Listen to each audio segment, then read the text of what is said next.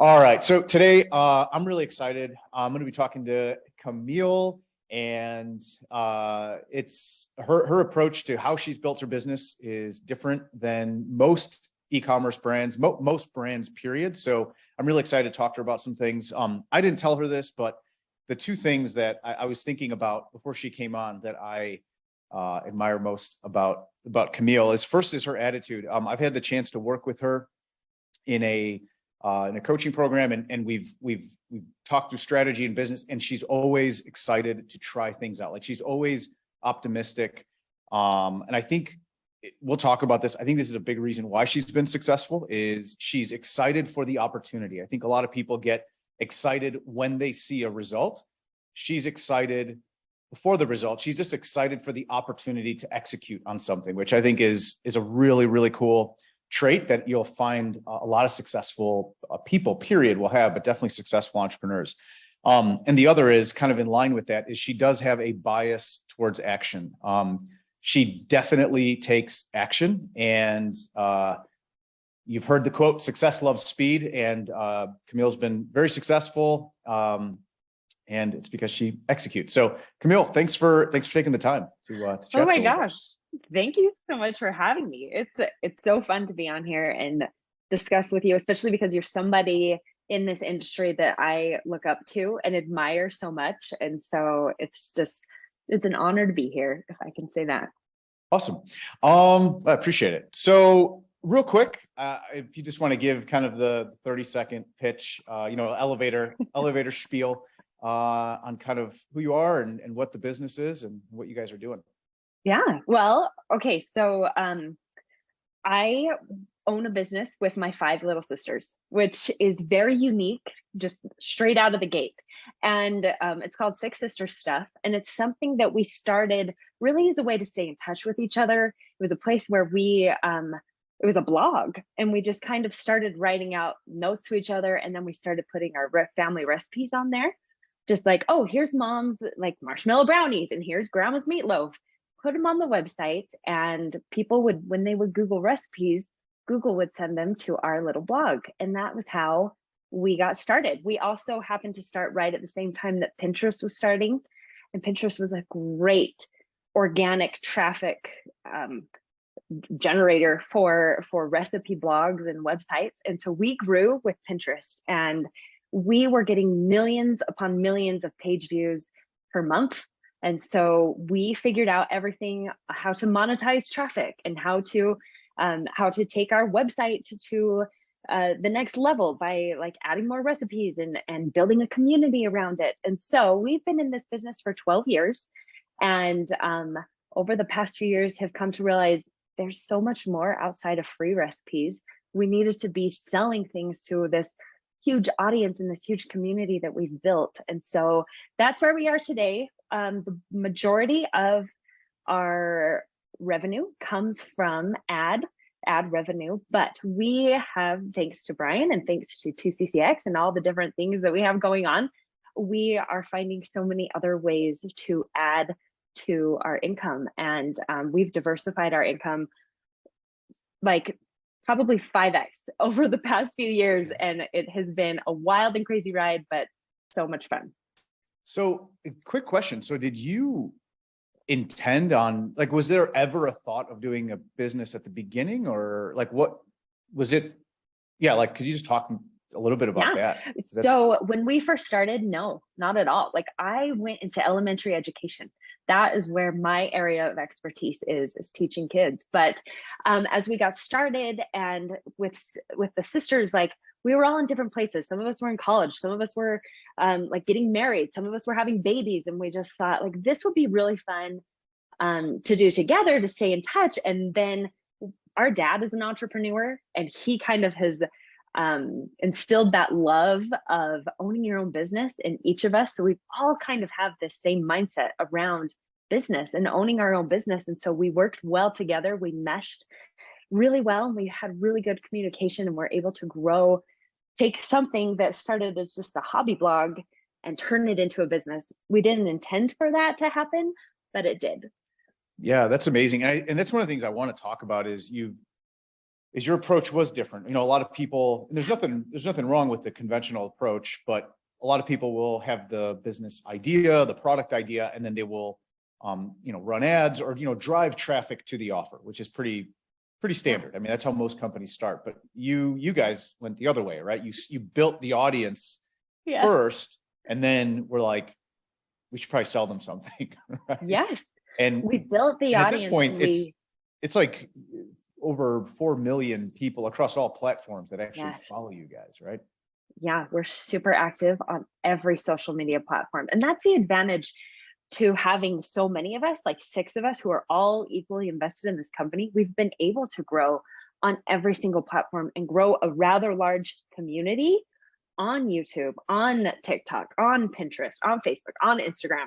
And so as we've built this community of people who trust us because of all the free recipes that we shared for so long, that's when we realized like, there's something more here. Like we're making money from them seeing our recipes and seeing our ads, but like, there's got to be something more. And yeah, that's kind of what springboarded us into e-commerce and funnels and this whole world of learning how to sell and market and better serve your people. And so how long did you create content before you started monetizing the audience? Like roughly? I would say we posted recipes for a good year before we made 1 penny. Like made no money, had no ads on our site. And that's when we started realizing as we were seeing, we're getting millions of page views, like we should make some money. All that we did was just turned on our Google ads. It's suddenly the money just started rolling in because we already had the traffic. So it was a good solid year of that. And then I would say the next like 4 or 5 years, we just solely relied upon that ad revenue. But then that's when we started learning about like how to sell like recipe ebooks to our people. And then because of the ebooks that we had put together, we landed a cookbook deal. And so we put together a physical cookbook, which turned actually into 10 physical cookbooks from there. And so that was kind of our first dive into actually selling a physical product to our people. And over the past 10 years, we have sold over 500,000 copies of our cookbooks. That's crazy. Isn't that wild? That's amazing. Yeah. Okay. I want to go back to the audience building stuff because I think there's a lot you could help everyone listening with the building an audience. But there's always a few questions I always like to ask whoever I'm talking to. The first thing, and it's not always the same, but definitely with you, I wanted to ask this because I know you've been through you've worn different hats and you've gone through different phases of business. So the first is, what's the one thing that you would say has helped you the most? Like if you had to give one piece of advice that, obviously there's a lot of different things that have contributed to the success of the company, but like what would you say is the one thing that has helped you the most? I can't even remember where I heard it, but somebody told me once, like, because I was in this mindset of, we've worked so hard to build this community of people that trust us. And the way we have kind of built this community is on these free recipes that we give them on our website. And somebody said, but you're not serving your people at the highest level because selling them is serving them. And I was like, it just hit me so big that I could be serving these people that I've built this community with, could be serving them on such a higher level by selling them things that are going to offer value to their life. And I saw it as, if I'm selling them, that means I'm just taking their money. But really, as we started selling our cookbooks, and then we started into the world of like digital courses, teaching them how to meal plan, teaching them how to use their Instant Pot, teaching them these simple hacks that are going to make their lives so much better and easier when it comes to family dinner. And so I wish someone had taught me that at the very beginning when we started, that serving is selling and selling is serving. Like they go hand in hand. And it changed everything in our business as soon as I was able to just internalize that. And I looked at selling through a different lens of this is me showing up for my community on a higher level. And they can say no and say, I just want your free stuff. That's fine. But there are those people who do want that higher level of value from you. And that changed everything for us. It's really interesting because I've had a lot of conversations with entrepreneurs, and it's interesting how the reality is some people have just no problem selling, right? They just, they sell. And what I find is it's almost like this balance that the people who have no problem selling, it's almost like this idea of serving is kind of in the back burner. It's like, how do we make money? The people who have more of a serving mindset, like they just want to give value and bond and all this, it's hard to transition into the selling piece because you're like, it's just really interesting how that balance is there. And if you can see, like you said, how they're both connected. And at the end of the day, it's a low price point, right?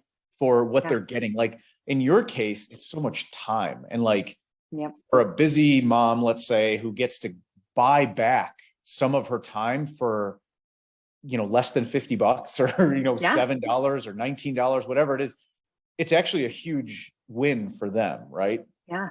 And when you, like you just said, when you see it that way, and when you figure out in your product how by selling them some higher level of value or service, or what you're helping them get back, is so much more valuable than the price of the product, Yes, that's exactly it. And that's actually, yes. And that is exactly the underlying message of everything that we sell. Like, we sell like freezer meal plans and teach you how to make 5 freezer meals, make 5 dinners in 30 minutes.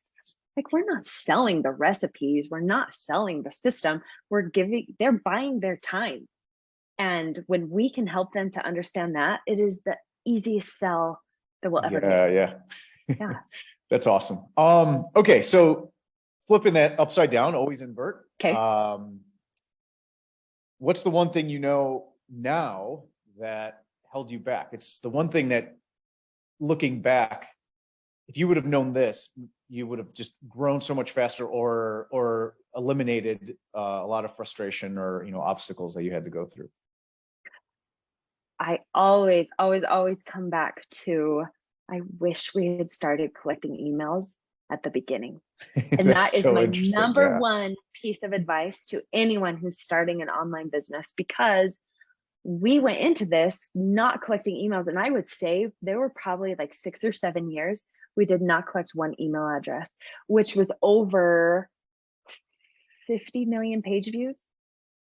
50 million people who came to our site, and we had no way to collect their emails. And it just breaks my heart. It breaks my heart, but you live and you learn. And that's always been one of my biggest regrets.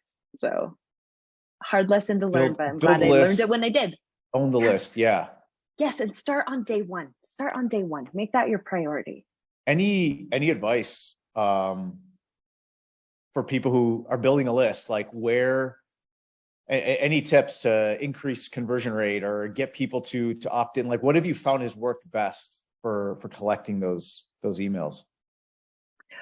For us, we found, because we've tried lots of different ways to get them in. We've got different funnels set up as lead magnets, but our biggest converting lead magnet was something that our people were asking for. We had all these freezer meals on our website, and they were like, is there any way you could tell us like your top 10 favorites, or what are the ones that are the fastest to put together? So we put together a really short, like, here are 8 freezer meals that you can make in 1 hour. We'll give you the shopping list. We'll give you the video instruction, because we already had it. It was on our YouTube channel, but we just packaged it together in this little lead magnet. It gets us over 100 leads every single day. And so just that tiny little that's huge, right? It's just going to your audience that you already have and figuring out what they want. And you can snowball that, because this is one thing I know happens all the time, Camille, is people will say, oh yeah, well, that's easy. You have 4 million followers, right? Oh yeah, of course you have a lot of people you can go talk to, but it started with nobody. And you had to snowball that. So if all you have are 300 people on your list, if all you have is 200 people on your list, right? You could figure out, like, what do they want more of? Because they want it.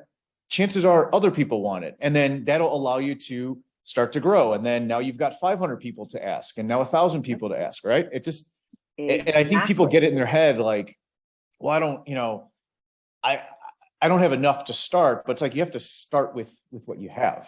Yes. And you just start. Like, that's what it comes down to. You just start, and you just start sharing it. What was so funny is when we did start talking about freezer mills, it was a very small audience that was asking for it, but we knew we were onto something. And so we kept sharing it, and we kept sharing it. And what was interesting was that small group of people that was asking for it started sharing it with their friends and sharing it with their friends. Like, when you can find that gold vein, like, you run with it. Yeah.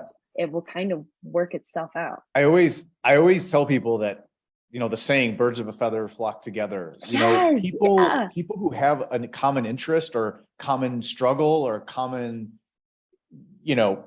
need, they kind of congregate together, right? So if you find a certain amount of people that are interested in the product, they know other people that are interested in it, that have the same pain points, that have the same desires.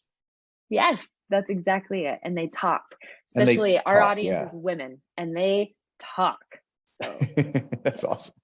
Okay. So I would like to go back to building the audience. So again, it's easy, Camille, because you have 4 million people that follow you. So let's say you were starting over. And I think that's where I love this idea of building an audience. I think it's not as, I guess, as attractive of an idea, because people just want to run the ads and get results, right? But long term, you're able to get information, know what works, and build a real bond. I think that's why your stuff converts as well as it does, is there is that relationship that's been built up. So I guess if you could just kind of just start unpacking that. Let's say that someone's listening to this, they have a product, and they want to start building that audience. They want to start building, that relationship. Like, where to start? What's the thought process? And then even like tactically, like, what would you recommend today in 2022? Yeah. What's so funny is, like, everybody always talks about, the algorithms change with social media so much, it's hard to keep up with it. And yeah, there's a lot that changes, but there's also a lot that stays the same. And we do a lot to evolve and to stay current on those algorithms and changes, but there's also some underlying things that we have always done since day one and 12 years ago, and that I will continue to do for the rest of forever, as long as we have this business. And I would say the number one thing is to be consistent. Like, you have to consistently show up, and you've got to share or publish something. For us, so it has been almost 12 years of doing this. We have published a new recipe every single day for 12 years. We have had new content and there are 6 of us, and now we have like a whole recipe team that does it for us, but we are showing up. And then, so we share that recipe on social media, on all these different channels that we have. We're like, hey, new recipe today. Have you checked it out? We go live consistently on Instagram and Facebook. We go live on YouTube. We publish a new YouTube video every single week that directs them back to our recipes on our website. Like, it's just that consistently showing up and showing your audience and your people who are choosing to follow you, like, hey, I'm invested in you. Like, I'm going to show up. I would love for you to be part of this community. And we talk about it in that way too. Like, we love that you're part of our dinner club. We love that you're part of the sisterhood. Like, we make them feel a part of this community. Yeah, we're talking about family dinner and we're talking about recipes, but it's also a place where they feel included and welcomed. And that's the way that we communicate to them through when we're making our recipes. They're like, oh yeah, like, we're so glad you're part of our dinner club. Like, how are you, what are you making for dinner today? And we just make them feel a part of our conversation, and we consistently show up. I just want to point that out again. 12 years, every single day. And every single day. A full year at least before a penny was made, right? Yes. It was just consistent. And then you guys just never stopped. I think we haven't stopped. That it's so interesting, right? Because everyone wants the secret, right? Like, what's the secret to success? What's the and secret they want it quick tactic? And it's like nobody wants to hear. You just got to do it just be consistent for 3 years. Like no one wants to right? hear that. No one wants to hear that. But then they see what I have now and they're Oh, like I'll you take said, that. oh, well, you have 4 million followers, so it's easy for you. And I'm like, but where have you been the last 12 Yeah, years? we're Like I have been exactly. showing up every single day. It's so funny. It isn't, I feel like this online world, like if you want this business to last, it's not going to be something that happens quick. Like we are in it for the long haul and we see crazy potential in the future. So we are willing to show up every day and to continue to build this community. And it has served us well to have that mentality. That's awesome. Okay, what else? So already, if I'm going to build this audience, I know I should already be thinking I'm going to do this for 2 years and just accept that, and I'm going to do this every day, and I'll check back in 2 years to see if I got a result or not. Right? It's just that's the mentality. Consistent. Yes. What else? So it's 2022. I decide I want to build an audience. Is there a platform? Do you have it tactically? Is there one platform you would favor over another? Would you say publish on all platforms? Like, what are your thoughts around that? Because I've heard kind of conflicting ideas from people. Sure. I have a couple different thoughts. First of all, like pick a platform that you feel comfortable on and that you know you can show up consistently on. Like if you don't love Instagram, don't pick Instagram, don't be on there. But if I could recommend just one platform to anybody, it would be YouTube, because video is king. Like if you can show your face, like the eyes are where the connection is made. And if I can look into your eyes and tell you and speak to you, and you can see me and see my emotions and see like really who I am, it's such a powerful sales like platform. And it just, and plus your videos on YouTube never die. When you publish on Instagram, when you publish on Facebook, those videos have a life and it is very short. But on YouTube, it lives forever. Plus YouTube is owned by Google. So it plays very nicely into search engine optimization. And that has served us very well over the years as well. So if I could recommend one platform that will live forever, it would be YouTube and video. The other thing I like about video that you can't find anywhere else, especially video on YouTube, is you can be authentically you and just show up as you. Like our audience on YouTube loves when we show up in our jammies and go live and just have like a late night talk or late night meal prep sesh or whatever you want to call it. But they love that we can show up without makeup and our hair a mess and just be like, hey, let's check in. Let's meal prep together. Here are 5 recipes we're making. Like our audience loves that because we are real. I feel like a lot of times on social media, you see, especially women who are all dolled up to go to the gym and like they have full makeup and full hair. That's not real life. Like we pride ourselves on being so real and real life moms. Like we're in it with our audience. And so we just love the authenticity that comes with video and YouTube. Awesome. Yeah, I think more and more that's what I hear more and more people saying. Like people who are saying if you're going to start, like publish on other platforms, you can you could use the content and obviously create snippets and create reels and all that and send it out, but focus on YouTube.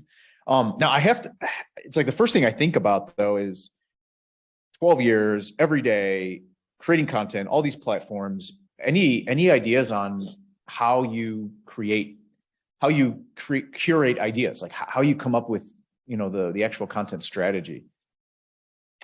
We ask our audience, like, and goes back to the it's like a compounding, it's a virtuous cycle, right? Because starts with nothing, ask them, you figure out what people want, and maybe it doesn't hit, but okay, now we build it a little bigger, now we have more people to pull, more people, and it starts compounding on itself. That's exactly it. And even like a couple of years ago, we asked on Facebook, what do you have for Christmas dinner? What do you serve for Christmas dinner? Just a simple question.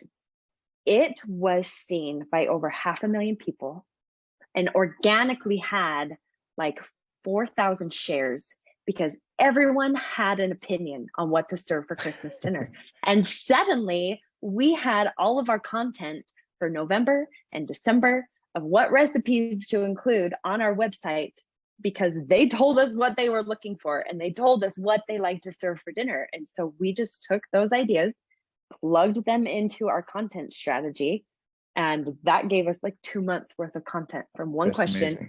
that made our people feel like too they had a say in our business and what we were publishing. And when we published a recipe they had recommended, they would get so excited and be like, this is the one we talked about. And we're like, yeah, we took it from you.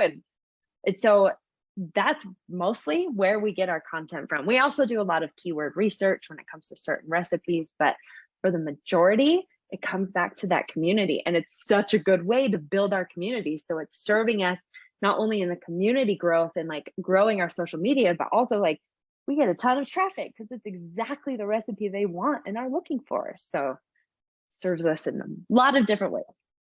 That's yeah, I love that. That's perfect. Okay, so what I'm already kind of seeing, so I like to think of, I like to use frameworks. It's just how it just helps me understand ideas, right? So I always like to use this framework of principle, strategy, tactics. And the reason I like that is a lot of people will, for example, tactically, which I'm going to ask you in a second. So think about this, like very specific tactics. People will say, write, let's say YouTube videos, write polarizing headline or, titles, write titles that will get people to click, right? So that's a tactic. So someone will take that and they're like, okay, cool.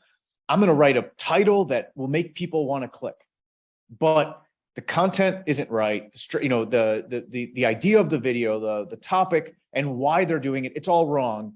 But everyone focuses on the tactic. I see it in ads all the time. There's a tactic where you stack interest or don't stack interest or go broad with your targeting, whatever. Yeah. And that's good. Tactics are really good, but we first have to go, we have to go a higher level up. So the principle, so even though I'm thinking about what you're sharing, so the principle is, why are you doing this, right? Are you here to serve or are you here to sell? And you're saying, hey, first come with this heart of, let me serve my audience, right? We'll be able to sell them something at some point, but first let's serve. So that's the main principle. Yeah. And the strategy is going to be, whatever it is we're doing, just be consistent. And then now we're kind of getting a little more into the tactics of, okay, we're going to pick YouTube, let's say, and we're going to pull the audience for ideas. So then now we're kind of drilling down and now it's all making sense and it's all cohesive and it has order. So then to drill down a little bit deeper, you've been publishing content for 12 years. You've seen what works. You've seen what doesn't. Tactically, is there any tips, very sort of specific things that you found have helped videos, or maybe not, maybe it's random. I don't know, but anything you guys have seen that kind of helps the videos or the content get more traction? We have found, so 2 tactics. One is really just simple, but putting our face on our thumbnail. The more faces of our sisters that are included in the thumbnail, the more clicks it will get. If we can include more than one sister's face on the thumbnail, it will get even more clicks. So faces are everything. Isn't that funny? We have split tested and A/B tested and done all kinds of tests on thumbnails, and it's our faces. So then a tactic, I would say it's a tactic in our videos, is to always include something personal, something going on in our lives or some story about the recipe, something personal about the recipe that the viewer can connect with. And if they can do that, they'll watch the video to the end. Even if it's a recipe they won't make, they're there for the story. They're there for the connection. They're there for finding a way to relate to us. And we become real to them, which sets us apart from every other recipe YouTube channel out there. And do you lead with the story, like at the beginning of the video? Like, where do you start the story? Usually the story starts at the beginning. And sometimes we'll save parts of it for the end, but usually it's at the beginning because that's where most of the people are watching. For example, our grandma passed away a couple of months ago, and she was one of our biggest cooking inspirations. Like a ton of our recipes on our blog are about her. And so we weaved in stories and pictures of her throughout this video as a kind of a tribute to her. And then we made some of her recipes, and people were there to learn about our grandma and to see the stories and the life that she had lived, and just where the recipes came from. And it was so fun to read the comments because people could care less about the recipe. They're just normal recipes, like your grandma's recipes from forever ago. But people loved that we were telling the story. And I feel like a lot of times in this world of social media, we're missing stories and we're missing connection. And if you can somehow find a way to connect with your audience through telling a personal story or telling something you're going through, they resonate with you and they want to know more and they stick around for more. Yeah, that's so good. So good. You're giving me ideas too. I'm like, okay, I have to do this. I love it. Yes. All right. So you started with the blog, started building the audience. Obviously, you've now gone into e-commerce. You've sold, I think you said over 500,000 ebooks. 500,000. 500,000 physical cookbooks. Ebooks physical are a whole cookbooks. other. My goodness. Yes. Okay. Yes. Wow. So I guess one additional piece of advice, if someone is starting, they're an e-commerce seller, and we've probably covered some of it, but I just wanted to circle back to this. If someone's starting as an e-commerce seller, what one or two pieces of advice would you have for them early on? I would, and I actually talked to other people who are in our 2CCX coaching about this, because a lot of them were just like barely getting started with their e-commerce businesses. And a lot of them would ask me like, okay, I'm running ads, I'm doing all these things. What else would you recommend? And I always recommended get started building a community on at least one platform, because that community, you never know if those ads are going to be shut down at any time. Or I just hate for a business to be completely dependent on just ads as their only source of traffic. And so I'd always say it doesn't hurt to start building a community, at least on one place of social media, one platform, and then collect emails from that platform. Like start building your own community that you can rely on and sell to. So ads are such a crucial piece, and we have really had to hone in on that because that was not a part of our strategy before. But now bringing in that piece and then bringing in our organic community that we've built and collecting emails from all of them have just made us a powerhouse. Yeah, I love that. I think I struggle sometimes explaining this because people are so excited to run the ads. And I think the analogy that has helped me explain this is ads are a way to pour fuel on an existing fire, not necessarily the best way to start a fire. Yes. And I think sometimes people, they try to use the ads to create the fire, create desire, create sales. And you first have to have that. And then when you find that vein of gold, then you pour fuel on that fire, and then it can really blow up. And, we've seen this over and over. We can take a brand that's doing 5,000 or 6,000 a month, and it can do 600,000 a month, right? Because we just can pour fuel on that fire. But to go from 0 to 1,000 with ads is actually harder than going from 5,000 to 50,000 with ads. You're exactly right. And I felt like a lot of people got discouraged because they're like, oh, this ad isn't working. And I just was always so grateful that I had my community to test it organically first and get a feel for how it was accepted organically. And then once it did well organically, we throw ads on it and it just takes off. It just takes off. That's amazing. Yeah, I love that. I think that's a huge, huge piece of advice for any seller, but definitely new sellers, because I think you have a mindset. It's not the if I build it, they will come kind of mindset. It's if I build it and run some ads, then people will come. And it's like, yeah, they'll come, and that doesn't mean they're going to stay. They might just drive by. Yes, and they might not even be your right person. Like you never know who's going to see your ads, and it's very cold traffic. But what's fun about if you build these organic communities, it's warm traffic and sometimes even very hot traffic. So it's an easy way. It's an easy sell to them. And then it just goes back to everything else you said, where now we can start compounding, figuring out what they want, and then that will fuel all the other ideas and product ideas. Because I know you're making some big pivots in your business now, and it's because of what your audience told you. You've tried everything from obviously physical books to software, and I mean now you guys are pivoting into something totally different. It's just because you're listening to the audience. Yes. And they're telling us what we want, which is funny because that's something that you mentioned at the beginning of when we were working with you. And like, it's sinking in now. It's totally sinking in now. Yeah. Like they'll tell you what they want. You just Yeah, have that's to awesome. listen and implement. So this has been great. Like I said, I'm taking things away. So I guess one of the last questions I wanted to ask, again, and this goes back to the things that I admire most about you. It is your attitude. It is your, bias towards action. You're excited at the opportunity to even implement something. If it gets results, great, which it's really interesting. That actually falls right in line with this idea that you publish every single day for 12 years. You published an entire year, if not a little bit, probably more than that, before you got a single penny.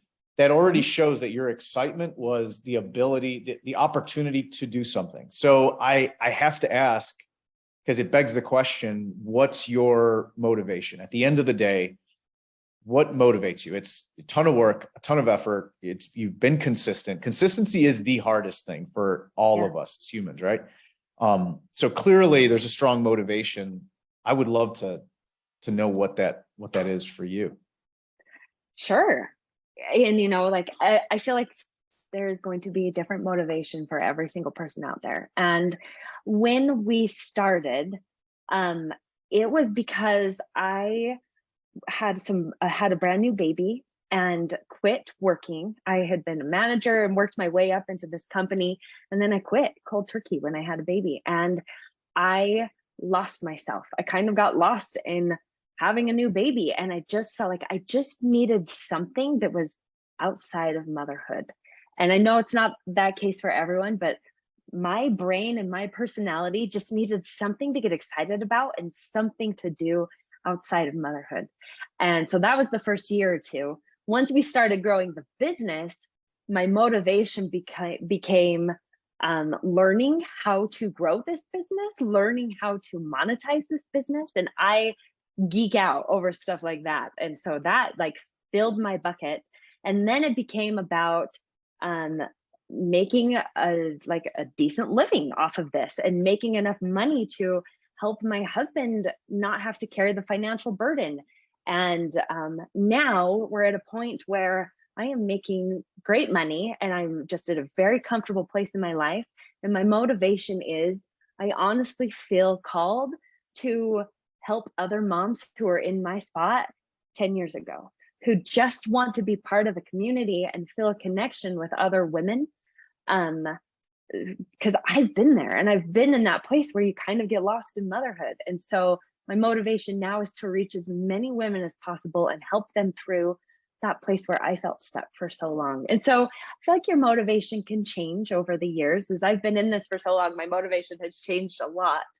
But as long as I have something motivating me like that and the why behind why I do it, I show up so excited because I know that that's my purpose and that's why I'm here.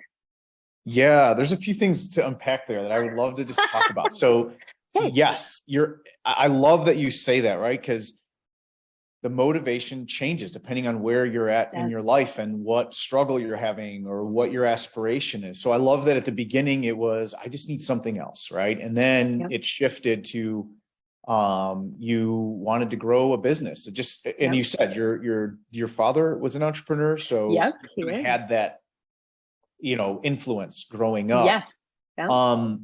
So I have a question. Would you say it's fair to say that your drive, your passion wasn't your primary passion, let's say, in this whole process wasn't meal prepping. It wasn't, you weren't a foodie.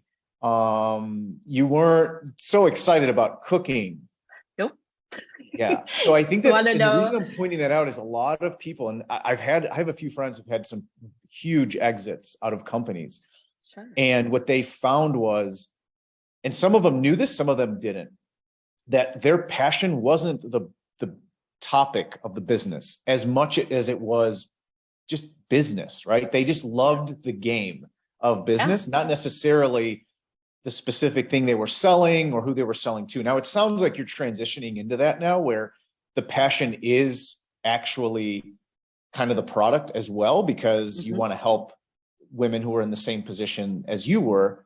So there's a little bit more of a connection, which is probably a really good recipe for something way bigger. So I'm excited Yes. for what that's going to be for you. But I think a lot of people, what I've found is they get stuck. Like when I have conversations, whether it's entrepreneurs or just conversations on just strangers that I run into, and maybe we start talking about business, is people have this assumption that like you have to find something you're super passionate about and turn it into a business. And it doesn't sound like that was the case for you necessarily. No, definitely not. And actually, I'll share a secret on here. For the first 3 years of my marriage, I did not cook once because I did not know how. And now I've published 10 cookbooks. Like it was something that I had to learn. Yeah. And but yeah, I wouldn't say that like cooking is my passion, but connecting with other women and helping them become unstuck in their thoughts and their lives is my passion. And I found a way to do that through recipes, which is so random, but also the excitement of the game and building a business, that excites me too. And I get excited about that. But you're exactly right. Like sometimes the product isn't the passion, but you can find ways to be passionate about it if your why and your motivation is strong enough. And sometimes it's not, and that's when you pivot and you figure out your new path. But for me, I've always been able to find my motivation and to keep going. So. Awesome. Yeah, there's so much gold in here, and I appreciate it, because I think we covered a lot. I think it's going to help a lot of people. So if people want to find you or Six Sisters, where should they go if they want to follow along? So we're on every single platform, like we talked about, like Instagram, Facebook, YouTube, TikTok, and it's just all the same. Six Sisters Stuff, all one word, lots of S's. Six Sisters Stuff, but they can find us everywhere, and that's our website too, sixsisterstuff.com, and you can find everything on there where we're at. But, awesome. All right, Camille, thank you so much. This was great, and I think this is going to help a lot of people. So thank you for taking the time, and good luck. I can't wait to hear what happens with not only the shift in the business, but looks like some of the personal sort of passion projects that you're now getting to move into. With the work ethic you have and the focus you have, I can only imagine now combining business with something you're very passionate about, what's going to happen. So I'm excited to see what happens there. Thank you. I appreciate it. I appreciate it so much. Awesome. All right. Thank you so much. Yeah. All right. See you guys. Bye.